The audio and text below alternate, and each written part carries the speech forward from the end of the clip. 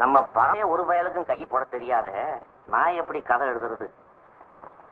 அட ஏதாவது ஒரு கதையை காப்பி அடிக்கலாம்னா எல்லாம் டிஸ்டர்ப் பண்ண கதையா இருக்கு. ஆமை கதை எழுதுவோம். தமிழ்நாட்டின் தலை சிறந்த எழுத்தாளர் பைரவன் அவர்களே வணக்கம். வணக்கம். என்ன அன்னைக்கு அடுக்கு மொழியிலே திட்டுற? என் மேல கோவமா? ஆமா, கோவம் தான். எனக்கு என்ன தப்பு செய்தேன்? நீங்க செஞ்சிருக்கிற தப்புக்கு மன்னிப்பே கிடையாது. ஓ, அங்க வந்துட்டியா? ஓ, புரிஞ்சு போச்சு. எங்கிட்டயே மறைக்க பாத்தீங்களே, நடக்குமா? என்னைக்காவது ஒரு நாள் உண்மை தெரியாம போயிடாது எழுத்தாளரே. மாலினி, நான் என்ன செய்வேன்? நான் எவ்வளவு புத்திசாலித்தனமா நடந்தாலும் என்னுடைய செவ்வாய்க்கிரகம் சமயத்துல காலம் வாரி விட்டுடுதே. இதெல்லாம் நான் வேணும்னா செய்யறேன். ஏன் போராத காலம், என்ன மன்னிச்சுக்க. இந்த ஆண்களே இப்படிதான், முதல்ல தப்பு செய்யறது அப்புறம் மன்னிப்புங்கிறதும். அதோட ஏமா எல்லா ஆணையும் சொல்ற? என்ன மாதிரி மானத்துக்கு மரியாதை கொடுக்கறவன் தான் மன்னிப்பு கேட்கறான். எதுக்காக விஷயத்த மறைக்கணும், மன்னிப்பு கேட்கணும்? அந்த நல்ல விஷயத்துல மட்டும் எனக்கு பங்கு இல்லையா என்ன? நல்ல விஷயமா? நீ எங்க வர்ற? ஒன்னும் தெரியாத பப்பா.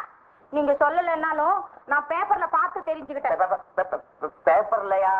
ஆமா, நாளைக்கு நம்ம ஊர்ல இந்த பைரவனுக்கு பாராட்டு விழா நடக்க போகுதுன்னு பேப்பர்ல கொட்டை எழுத்துல போட்டிருக்கு. இந்த பாருங்க.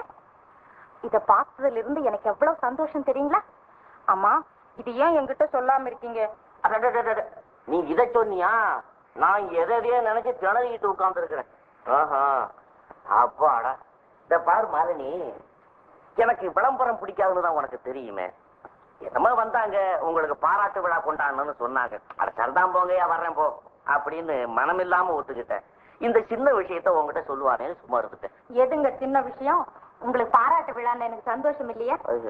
என்னங்க, நானும் விழாவுக்கு கூட வர்றேங்க. என்னது, கூட வர்றியா? ஐயோ, வேண்டாம். எக்கச்சக்கமான கூட்டமா இருக்கும். அதுவும் எனக்கு பாராட்டு விழா சொல்லணுமா? ஊர்ல உள்ள ஆளுங்க அங்கதான் இருப்பாங்க. வேண்டாம், நான் சொல்றது கேளு. அடுத்த மாசம் எனக்கு பொன்னாட போட்ட போறாங்களாம்.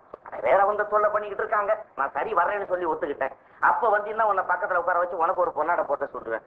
அது இல்லாம இப்ப நீ கர்ப்பமா வேற இருக்கிற, வீட்டுல இருமா. அதெல்லாம் முடியாது, நானும் தான் வருவேன். அடாடாடாடா, நான் சொல்றத கேளு. அந்த நெரிசல்ல வந்து கஷ்டப்பட்டீங்கன்னா அப்புறம் குழந்தை நசுங்கி போறக்கும். அம்மா இல்ல.